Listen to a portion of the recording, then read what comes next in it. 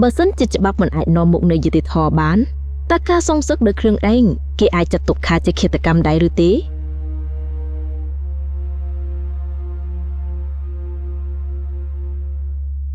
ថ្ងៃនេះខ្សែភាពយន្តរបាយការណ៍អ្នកសម្លាប់បានបង្ហាញចម្លើយនេះឲ្យអ្នកឃើញយ៉ាងច្បាស់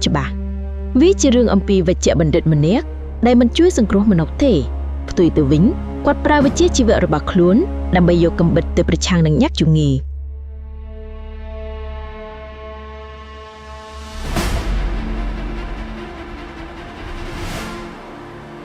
អ្វីដែលគួរឲ្យចាប់អារម្មណ៍គឺបន្ទាប់ពីមើលរួចទស្សនិកជនជាច្រើនបាននិយាយថា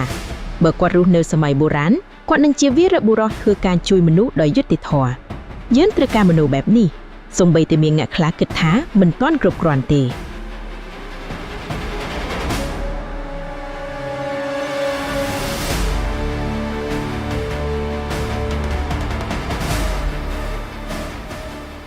គួរតែថតជារឿងភាគទូរទស្សន៍ទៅទៀតព្រោះមនុស្សដែលគាត់សម្លាប់សុទ្ធតែជាអ្នកប្រព្រឹត្តអំពើហិង្សាក្នុងគ្រួសារការរំលោភបំពាននិងអ្នកដែលគេចខ្លួនពីច្បាប់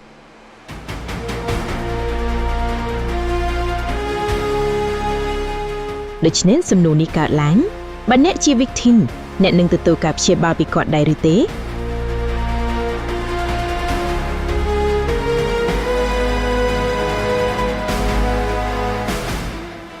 បើសិនជាអ្នករងគ្រោះអ្នកនឹងសង្ឃឹមជួបវិជ្ជបណ្ឌិតនេះឬជឿជាក់លើច្បាប់សូមទុកមតិយោបល់របស់អ្នកឥឡូវនេះបន្ទាប់ពីមើលភាពយន្តចប់ហើយត្រឡប់មកមើលថាគំនិតរបស់អ្នកមានការប្រែប្រួលដែរឬទេ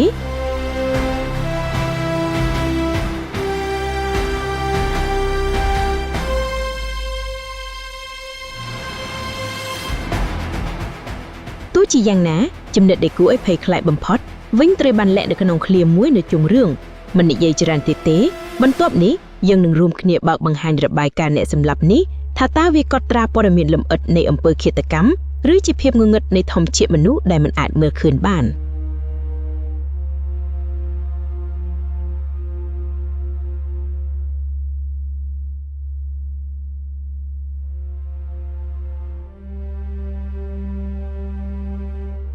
ហេតុការណ៍ទាំងអស់នេះចាប់ផ្ដើមពីស្ត្រីម្នាក់ដែលចិត្តសម្រាលកូននាងត្រូវមនុស្សអាក្រក់ម្នាក់រំលោភដោយហិង្សា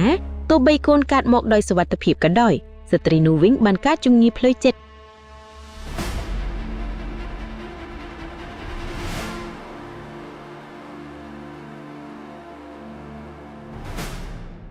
នាងមានអារម្មណ៍ថាកូនកាន់តែមានមុខមាត់ដូចជាមនុស្សអាក្រក់នោះទោះបីស្មារតីប្រាប់ថាវាមិនអាចកើតឡើងបានប៉ុន្តែពេលគំនិតនេះកើតឡើងហើយវាមិនអាចបំបត្តិចេញពីចិត្តបានទេ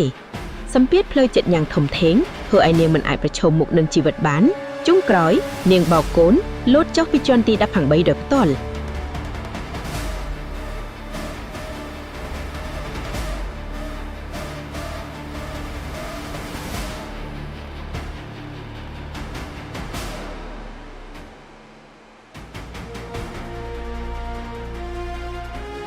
ប្តីរបស់នាងដែលជាវិជ្ជបណ្ឌិតផ្នែកចិត្តសាស្ត្រមិនត្រឹមតែព្យាបាលភរិយាមិនបានថែមទាំងមើលឃើញពួកគេធ្លាក់ស្លាប់ដោយភ្នែកខ្លួនឯង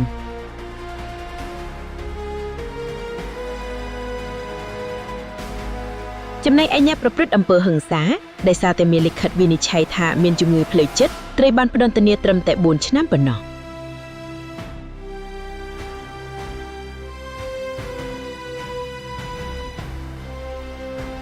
មើលស្នាមញញឹមចម្លែករបស់មនុស្សអាក្រក់នោះគំនិតដ៏ក្លាហានមួយបានកើតឡើងក្នុងចិត្តគាត់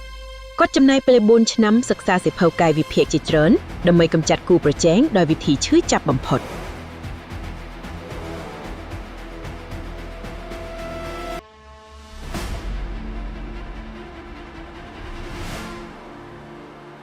ដើម្បីធានាថាអំពើការនឹងជោគជ័យគាត់បង្ខំខ្លួនហាត់ប្រាណរាល់ថ្ងៃធ្វើឲ្យរាងកាយស្ថិតនៅស្ថានភាពល្អបំផុតប៉ុន្តែមុនថ្ងៃដោះលែងមួយថ្ងៃគូប្រជែងនោះវិញបានស្លាប់ដោយអចេតន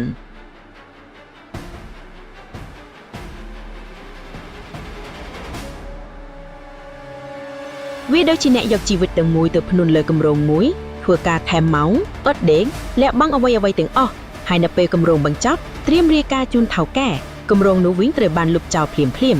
នៅពេលនោះការខិតខំនិងសង្ឃឹមទាំងអស់បាត់បង់ទៅភ្លាម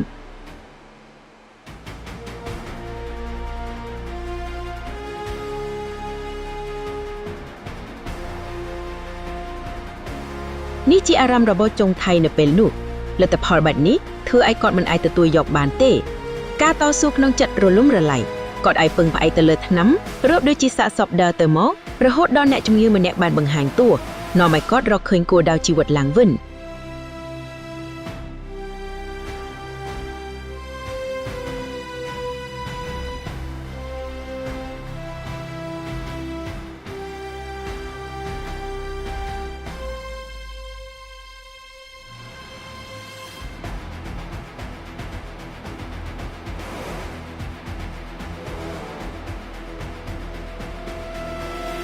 ភរិយារបស់អ្នកជំងឺម្នាក់ស្លាប់ដោយគ្រោះថ្នាក់កូនស្រស់ក៏ក្លាយទៅជាមនុស្សសន្លប់យូរអង្វែងប៉ុន្តែច្បាប់វិញផ្ដោតទោសស្រាល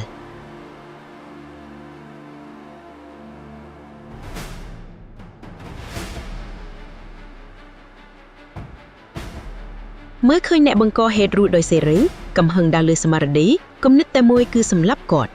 ប៉ុន្តែពេលគាត់ចិត្តបុកទៅហើយគាត់នឹកឃើញកូនស្រស់តូចបើធ្វើអ្វីដោយមិនគិតអនាគតកូនទៅណា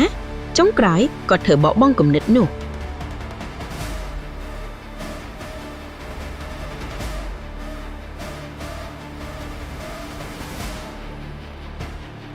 ចុងថៃយល់ច្បាប់ពីការឈឺចាប់នេះហេតុនេះហើយគាត់បានធ្វើសេចក្តីសម្រេចមួយនៅក្នុងចំណតរថយន្តងងឹតអ្នកបង្កហេតុត្រូវបានធ្វើឲ្យសន្លប់ហើយនាំចេញ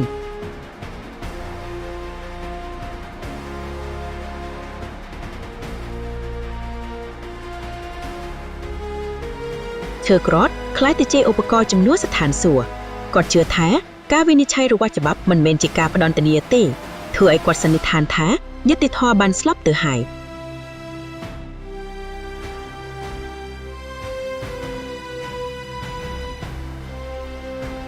គាត់ត្រូវធ្វើជាអ្នកវិនិច្ឆ័យដោយខ្លួនឯងគាត់បង្ហាញដំណើរការប្រហារជីវិតឲ្យ victim មើលឲ្យពួកគេមើលឃើញយុត្តិធម៌មកដោតដោយភ្នែកខ្លួនឯង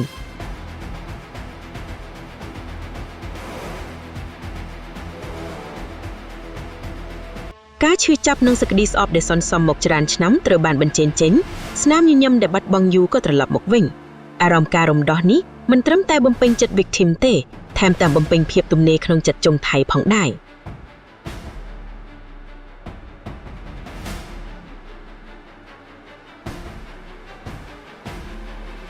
ការព្យាបាលលើកនេះគឺឲ្យគាត់រកឃើញនៃការរស់នៅថ្មី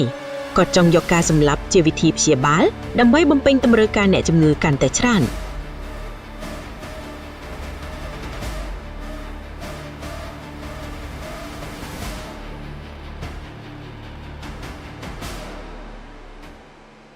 នៅក្នុងរំលងពេលនោះគាត់បានព្យាបាលអ្នកជំងឺ10នាក់ដោយជោគជ័យរាល់ពេលពួកគេមើលរូបភាពពួកគេសុទ្ធតែញញឹមដោយពេញចិត្តប៉ុន្តែភាពខ្វងខ្លាំងរបស់គាត់មិនបញ្ឈប់ត្រឹមតែនេះទេថ្ងៃមួយគាត់មកជំហានទាក់ទងនឹងអ្នកកាសស្ត្រីម្នាក់ចង់បង្ហាញព័ត៌មានលម្អិតអំពីអំពើរបស់ខ្លួន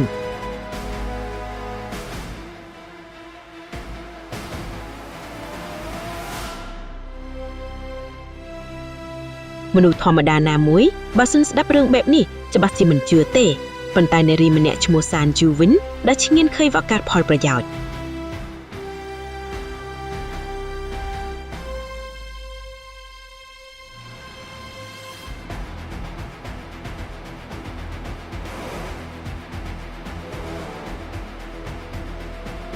នាងបានបណ្ដេញចេញពីក្រុមហ៊ុនដោយសារស៊ើបអង្កេតករណីពិបាកមួយអាជីពកំពុងធ្លាក់ចុះទោះជាមានការសង្ស័យប៉ុន្តែបើរឿងនេះជាការពិតវានឹងក្លាយទៅជាព័ត៌មានបែកបន្ធ្លេបើនាងយកបានបទសម្ភាសន៍បតាឃាតនេះមិនត្រឹមតែអាចត្រឡប់ទៅធ្វើការវិញទេថែមទាំងល្បីល្បាញភ្លាម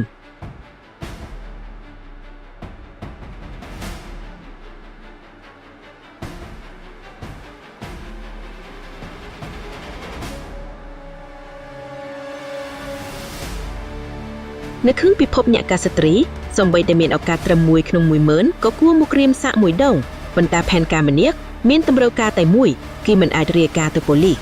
សានជូមិនមែនជាមនុស្សល្ងងទេព្រោះមិត្តភក្តិរបស់នាងគឺជាប៉ូលីស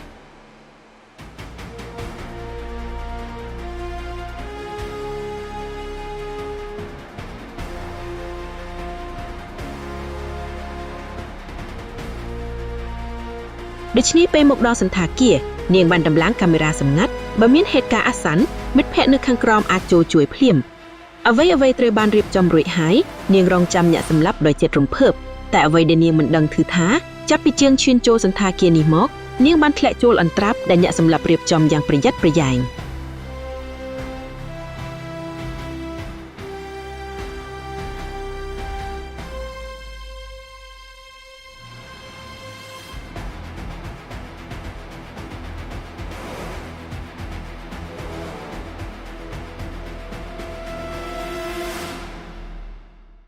ពេលម៉ោងឈានដល់ពេលកំណត់កណ្ដឹងទ្វារក៏ឆាំងឡើងសានជូតានតឹងភ្លាមប៉ុន្តែពេលបើកទ្វារវិញឃើញបរិសុទ្ធមុខស្រកសង្ហាម្នាក់ភ្នែកនាងបើកធំវាខំពីអ្វីដែលនាងស្មានទុកទាំងអស់បរិសុទ្ធមុខមាត់សុភាពមានសីលធម៌សូម្បីតែមានភាពទន់ភ្លន់មិនមានស្រមោលអ្នកសម្លាប់សោះភាពផ្ទុយគ្នាដ៏ធំនេះធ្វើឲ្យនាងឈប់ស្ងៀមបន្ទាប់មកការចង់ដឹងខ្លាំងនោះបានជំនួសការភ័យខ្លាច